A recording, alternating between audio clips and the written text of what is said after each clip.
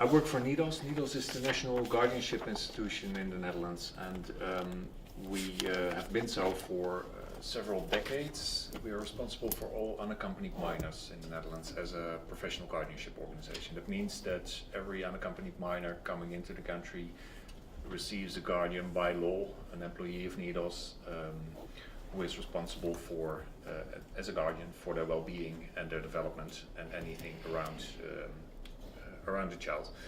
We are at the moment responsible for, I think, about 6,500 children, and we have about 450 employees, but I might be 50 besides it because we've grown with more than 100% in the past half year. So these are, I think, quite different kind of challenges which are similar and respond to the same kind of situation, but the way we see the same situation is the perspective is very different. We are generally a destination country, so when it comes to missing children, we are mostly seeing the biggest amount of missing children in the years behind us is when children approach 18 and have no perspective on a permit to stay, because that is the time they start making choices, maybe to go underground and leave. Which is not all of the disappearances. There are disappearances related more to trafficking or something else, or traveling through to another country, or but it is more than compared to the situation in the transit country. As NIDOS, we have been involved, I think, in the international field of unaccompanied minors for about 10 years, and because it is very important to understand for the young people we are responsible for their situation, the different perspectives and where they have come from. We need this cooperation to get some stability in the field, and with this presentation I hope to give you a couple of considerations. I think we are all looking for an overall perspective, which is not very easy. We saw that professionals on the ground have many the same challenges because they encounter the same children, but what to do with the same children in very different situations may be completely different, and by going to a very overall system, a one-size-fits-all system, we might miss the picture and miss the boat in some sort of solution. Many things have already said, and I will try to pick up on a few that have passed already, because if we all care, and why can we not simply solve it? It's not that easy. It's not just throwing money at it or convince the right people to follow your solution. Therewith it will not be solved. I think we have a very big mismatch in the general system of rules that we are working in, and protection on the other side. One is working opposed to the other, and at the same time we also have a very big mismatch between local reality and international cooperation. I'll try to explain a little bit about that. To understand the real problem, you have to really understand the situation that an individual child is in and the choices that he or she is making when maybe disappearing, but also making other choices. What happens when a child disappears? What is a disappearance? If someone walks by here and leaves the door, did he disappear, or do I just simply not see him or her anymore? It sounds a bit stupid and a bit simple, but it's a very essential question if you want to come up with solutions in a bigger picture. If a child comes in Sicily, then goes to Rome, then goes to Milan, then to Lyon, then to Paris, and then to Brussels, and comes here into a shelter, did he disappear 6 times? Or did he just travel through? And does the child consider him or herself to have disappeared, or the professional or the country? In case of Italy, in this case, for example, do they consider the child has disappeared or traveled through? It is important to think about it, because otherwise we might ask for measures that have simply no effect. If you can register at each and every point, and then you can count, and which numbers do you come up with? Doesn't make it. I don't downplay the result of the system, because it is very worrying. Even if you try to travel alone in a vulnerable situation underground from Rome to Milan, that's for any child is not a situation you want to be in. But simply registering will not be enough. So it's just one example. The perspective of that individual child will be that he has his or her own migration plan. He wants to travel to, let's say, Sweden for his or her individual reasons. So it's influenced by the rules, because they might think to have more chance on family reunification. They want to avoid coming into some Dublin process, or the perspective of the rules, because they think family reunification in Sweden doesn't take long, and it does take long in Belgium, but they might be misinformed as well. They are influenced by their family or their network, because maybe they left 1 year ago and back then they thought a certain country would be a good idea, and he's following that kind of instructions from the family.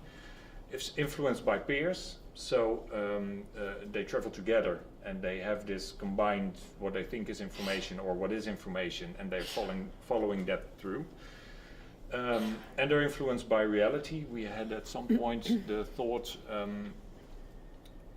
why do they send the child alone, so the oldest boy, and if they are well informed that you can also send the father, because the chances for family reunification and the rules are exactly the same. So if we simply inform them of that, then they will start sending not a child but a father.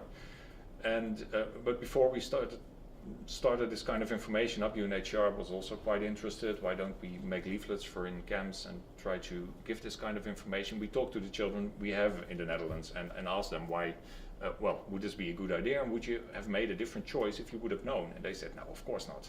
It's because of simply, it's other reasons. If you put a child on a boat, he's for free or for half the price. So the child can travel much easier. And why is that? Because a boat half full of children will not be pushed back, or maybe has less opportunities. So they put in a few children for free to not be pushed back to the place that they came from. And if you are encountered, then you might not be registered as a child, and you can travel through, while the father might be stuck in Greece, what he doesn't want to, in his or her own migration plan. So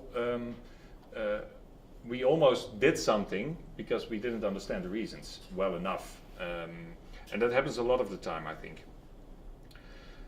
And then if you have all these the influences, family, network, peers, reality, migration plan, and then you are a professional or even a volunteer in a shelter in Rome, and you have a child for 2 days, you will not break that. With any information you give, with any kind of influence you try to put to the child, if these influences are quite strong. So 9 out of 10 or 19 out of 20 or 99 out of 100 will follow their initial plan.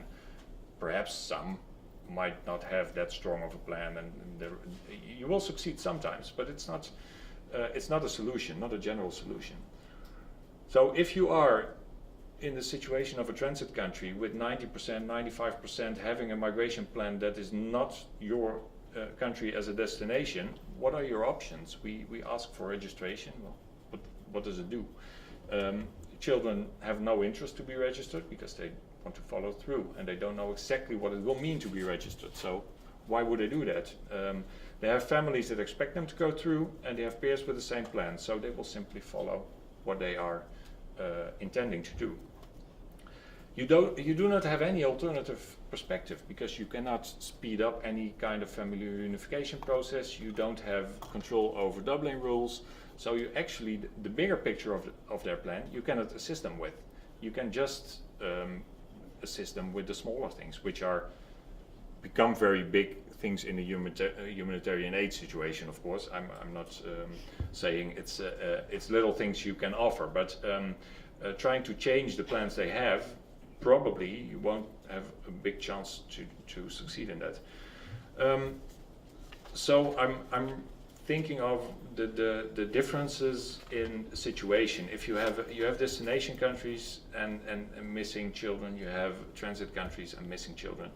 For us, as in a destination country, it's in a way easier to build a child protection system which is in line with the child's perceived needs. So they are there, they want to be there, they want to have family reunification. You can at least start that process for them. There might be Dublin cases or a brother in Sweden. You can try to help them with that. It only starts to go down if they are not accepted on the longer term, because then they might have a different perspective from you as a child protector. But generally you can find the same line. If you now go back to Rebecca's basics of earlier today, she had a couple of basics that we found out in the, at least we wrote down in the report. It was to take responsibility, to reduce the risk of, to offer protection, gather information, to work together, and to work across borders, if I wrote them down correctly, a bit shorter than Rebecca explained them. If you want to take responsibility and you are in a transit country, you can take responsibility for safe travel, for accommodation, for humanitarian aid, for food, for healthcare, which will all be more or less in line with the considerations the children have themselves. For proper reporting, for example, for registration and for prevention of disappearance, but in this case it would mean for many of them for traveling through. If you try to prevent that, you are no longer the one who is an ally, who wants to work together with them on what they think they need or what they need. That might be the same or not. So it puts you in a very difficult situation as a carer, and as a full, in a broad way, as a transit country. What should you do? Is it, and if you try to assist them to be safe, that means more or less to create safe travel. Well, if you do that as Italy, you have an argument with France, because they don't want you to provide safe travel to the border. But it's the safest way if you want to. You can also stop them and try to ask other countries to work with you on that migration plan, and then you're like Greece. You have a country full of children in need, and no, as we heard the Commission say, no countries coming with offers for relocation. So you have also no action perspective, and you're more or less left alone by the rest of Europe. And now I'm not wrapping up towards some sort of solution, but of course.